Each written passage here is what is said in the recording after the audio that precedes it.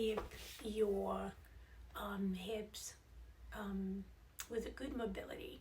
Our joints, they have nerve system that will communicate with your brain that if a certain movement is not being used, there's no reason to keep that range of motion and lubrication. So your body is smart and it tries to prioritize what is needed most. So if when we get older, we tend to move less or make less crazy movements like a kid would, and that starts to limit the mobility of our joints. But the good news is our body is constantly changing and adapting to the current situations. So if you do this exercises, your brain will start to improve, to send again more lubrication, so we can have a wider range of motion. That we call it ROM, right? Range of motion. So if I say ROM, that's what it means. So to keep our ROM at its maximum capacity, we need to constantly tell the brain, I need that movement.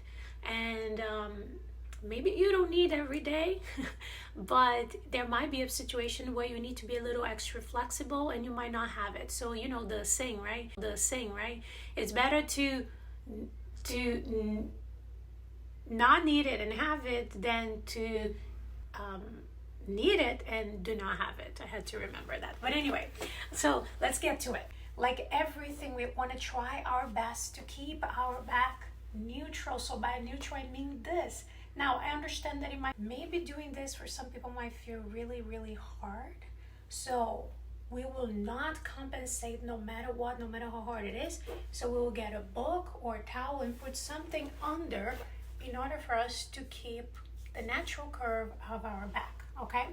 And so we will do this, put the hands behind, right?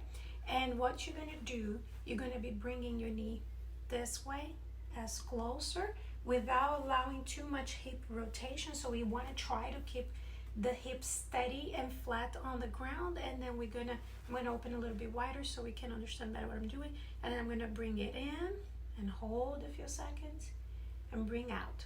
Bring the other one in without causing too much hip rotation. I'm limited with that movement as well. And then bring out. We're gonna do that about 3 minutes. So after 3 minutes of doing that, you may be watching TV or doing something else. That's how I usually like to do it, so it distracts me. Is this movement, right?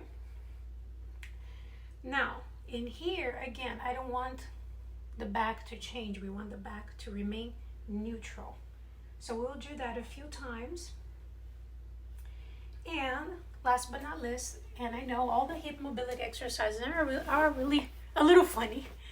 You're gonna put it like this, feet together, and you're gonna go forward and backward. So these 3 exercises have helped a lot. And one more that I like to do it, I'm gonna do kind of like in this angle so it can be understood.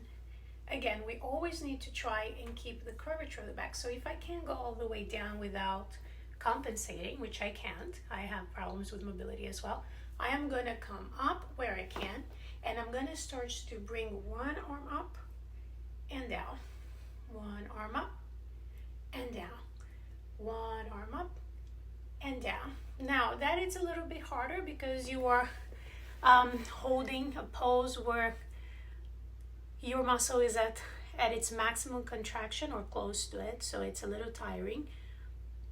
But that's the whole point, to teach your body to keep the spine stable no matter how hard is the exercise.